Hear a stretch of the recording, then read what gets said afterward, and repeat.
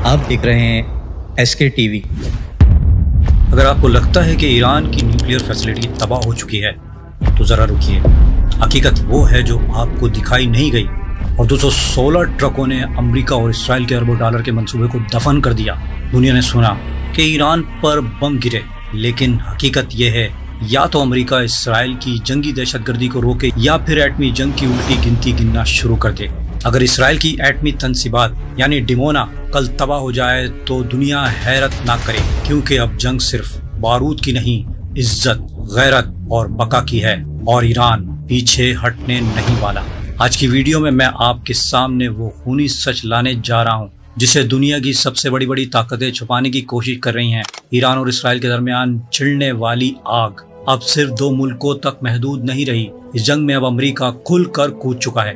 और दोस्तों, मैं आपको बता दूं कि ईरान ने अमेरिका और इसराइल की बड़ी चालाकी से मट्टी पलीत कर दी है। और ईरान ने एक ऐसी चाल चली जिसका अमेरिका और इसराइल को जरा भी अंदाजा नहीं था। सुबह से आप लोग ये तमाम खबरें सुन रहे हैं कि अमेरिका और इसराइल ये दावा कर रहे हैं कि उन्होंने ईरान के न्यूक्लियर ठिकानों पर हमला करके उन्हें मुकम्मल तौर पर तबाह कर दिया है। और वो खुशियां मना रहे हैं कि अब ईरान न्यूक्लियर हथियार नहीं बना पाएगा। लेकिन दोस्तों, मैं आपको बता दूं और तमाम सबूतों के साथ ये दिखाऊंगा कि वाकई न्यूक्लियर ठिकानों पर हमले तो हुए हैं, लेकिन उन हमलों से ना तो ईरान की न्यूक्लियर फैसिलिटीज को कोई बड़ा नुकसान पहुंचा और ना ही यूरेनियम बनाने वाले आलात को। और ये बात मैं क्यों कह रहा हूं दोस्तों, क्योंकि पूरे इलाके में अभी तक किसी भी किस्म की रेडिएशन रिपोर्ट नहीं हुई। अगर वाकई यूरेनियम ज़खायर करने वाली जगह पर हमला होता तो वहां से रेडिएशन फैलनी पूरे खित्ते में शुरू हो जाती और वहां अलार्म बज उठते। लेकिन अभी तक मशरिक़ वुस्ता में ऐसी कोई इत्तला नहीं आई। और इससे दोस्तों ये बात तो वाज़ेह हो जाती कि अमेरिका ने बिलाशुबा बड़े बड़े भारी बंकर बस्टर बम गिराए, लेकिन वो न्यूक्लियर फैसिलिटीज को नुकसान नहीं पहुंचा सका। अब दोस्तों, कुछ सबूत मैं आपके सामने रखूंगा। रॉयटर्स ने एक रिपोर्ट शाया की जिसमें बताया गया कि जो ईरान का फोर्दो न्यूक्लियर सेंटर है, जहां से ज्यादा यूरेनियम जखीरा किया जाता है, अमेरिका के हमले में पहले ही ईरान ने इस यूरेनियम को किसी नामालूम मकाम पर मुंतकिल कर दिया था। और ऐसी जगह पर मुंतकिल किया गया जिसका ना तो अमेरिका को पता है और ना ही इसराइल को। इसीलिए शायद इतने बड़े हमले के बाद भी ईरान को कोई खास नुकसान नहीं हुआ। ईरान इस वक्त अमेरिका और इसराइल से 4 कदम आगे चल रहा है। और दोस्तों, मैं ऐसा क्यों कह रहा हूँ, क्योंकि डोनाल्ड ट्रंप और उनके हिमायती मुसलसल धमकियां दे रहे थे कि हमला करेंगे, मुज़ाकरात कर लो। ईरान के साइंसदान, हुकाम और IRGC के जिम्मेदार लोग इतने नादान नहीं हैं दोस्तों कि वो इतनी अहम चीज़ें वहीं रखें जहां दुश्मन की नज़रें हों। उन्होंने उन्हें वक्त पर मुंतकिल कर दिया और वो अब ऐसी जगह पर हैं जिसके बारे में किसी को खबर नहीं।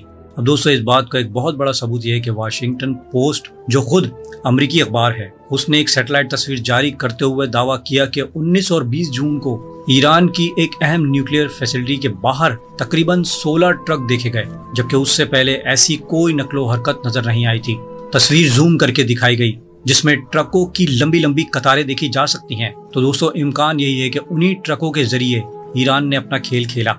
इसीलिए आज तक किसी भी न्यूक्लियर रेडिएशन का कोई सुराग नहीं मिला और अभी तक वहां पर किसी भी किस्म की कोई ताबकारी नहीं फैली। जबकि दोस्तों, एक और बड़ा सबूत यह है कि ईरान के सरकारी मीडिया ने भी तस्दीक की है कि अमेरिका ने जो भारी बंकर बस्टर बम गिराए उनसे सिर्फ फोर्दो न्यूक्लियर साइट के एंट्री और एग्जिट पॉइंट को नुकसान पहुंचा। ईरानी मीडिया के मुताबिक मेन न्यूक्लियर फैसिलिटीज मुकम्मल तौर पर महफूज हैं और ईरान शायद उन सारी अहम चीजों को पहले ही निकाल चुका था। अब दोस्तों, सवाल यह है कि इस हमले के बाद किस मुल्क ने क्या रद्द अमल दिया। सबसे पहले बात करते हैं चीन की। चीन ने अमेरिका के हमले की सख्त मजम्मत की और कहा कि अमेरिका अपनी पुरानी गलतियों को दोहरा रहा है। पहले भी उसने जंगी माहौल पैदा करके तबाही फैलाई और अब एक बार फिर वही रास्ता इख्तियार कर रहा है। रूस ने भी हमले की सख्त मजम्मत करते हुए कहा कि ये हमले बैनुल अक़वामी कवानीन की खिलाफ वर्जी हैं। जबकि दोस्तों, चीन और रूस ईरान के करीबी दोस्त माने जाते हैं, लेकिन उन्होंने भी अभी तक खुलकर जंग में शामिल होने की बात नहीं की। जैसा कि अमेरिका इसराइल के लिए कूद पड़ा, वैसे ये ममालिक फौरी मैदान में नहीं आए हैं। अब बात करते हैं कि इस दौरान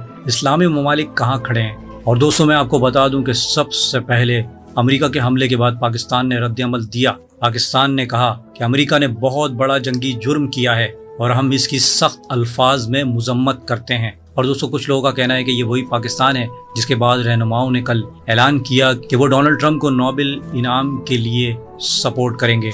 दोस्तों, पाकिस्तानी हुकाम ने ये किस मद में कहा कि डोनाल्ड ट्रंप को नोबेल इनाम मिलना चाहिए। دوستو آپ شاید بھول رہے ہیں کہ 7 مئی سے 10 مئی تک 2 ایٹمی نیوکلیئر پاور جو ایک دوسرے کی جانی دشمن ہیں ان کے درمیان آپس میں جنگ چھڑ گئی تھی، اور یہ ایک المیہ ہوتا اور بات یہاں تک پہنچ چکی تھی کہ شاید ایٹمی جنگ ہو جاتی۔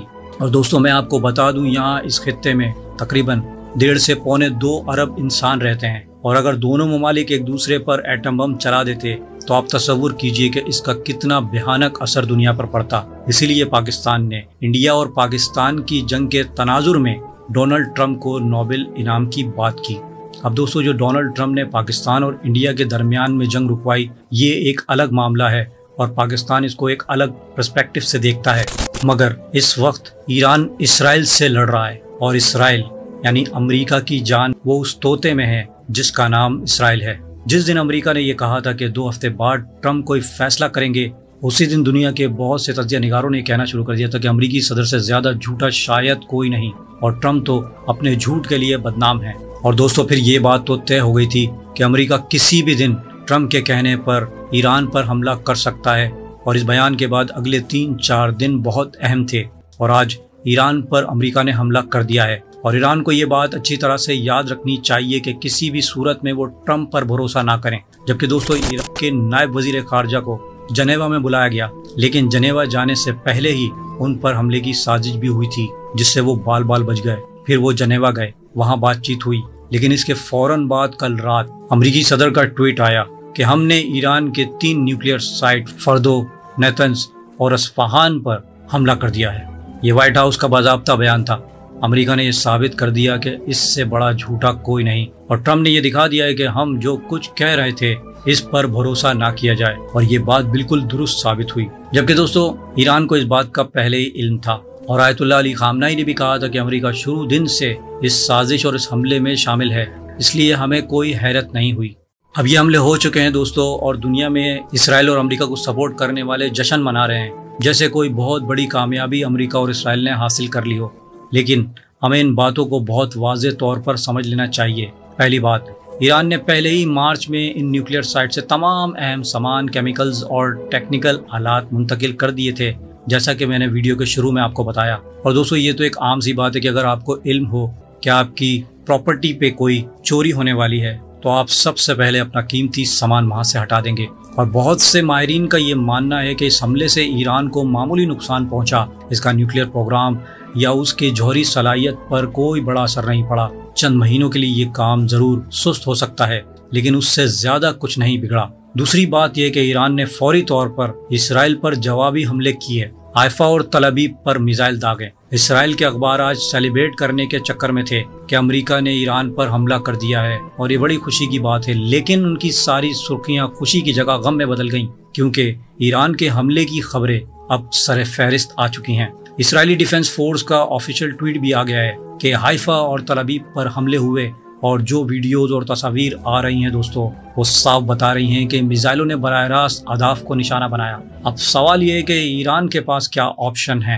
ایران کے نائب وزیر خارجہ عراقچی کا آفیشیل ٹویٹ آیا ہے کہ امریکہ نے بین الاقوامی قوانین کی خلاف ورزی کی ہے، اور اب ہمیں یہ حق حاصل ہے کہ ہم اپنے دفاع میں جو چاہیں وہ کریں گے۔ دوستو ایران کے پاس 3 راستے ہیں۔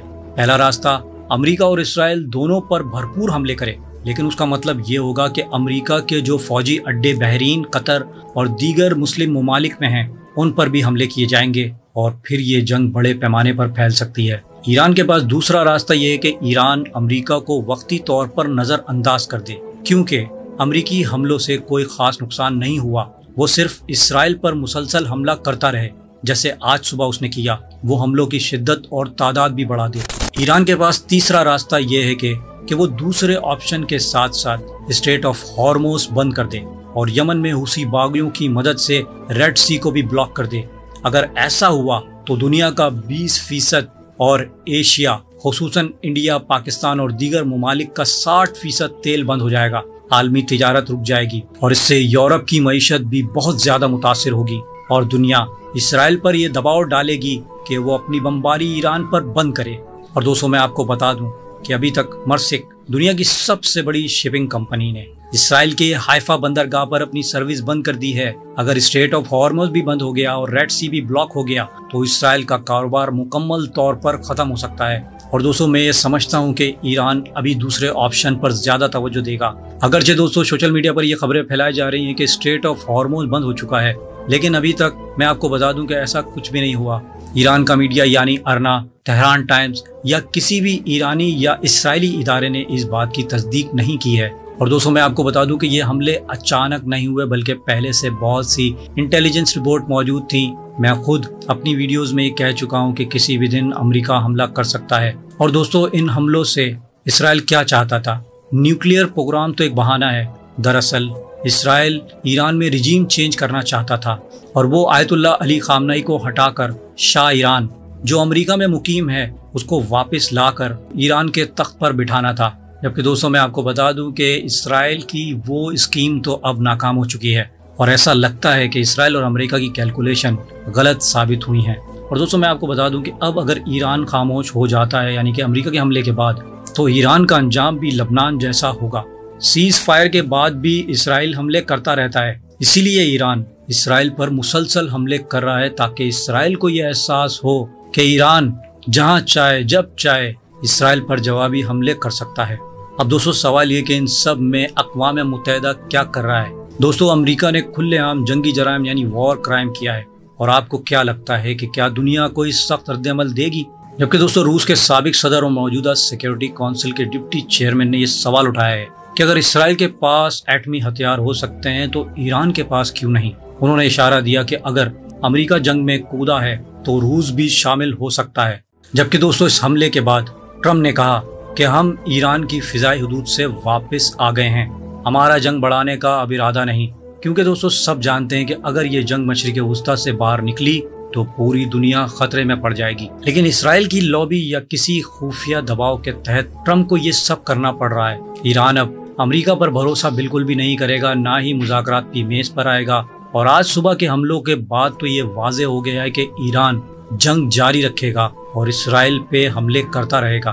اور دوستو اگر واقعی ایران کے پاس مکمل یورینیم موجود ہے تو اب خامنئی بھی نیوکلیئر بم بنانے سے ایران کو منع نہیں کریں گے۔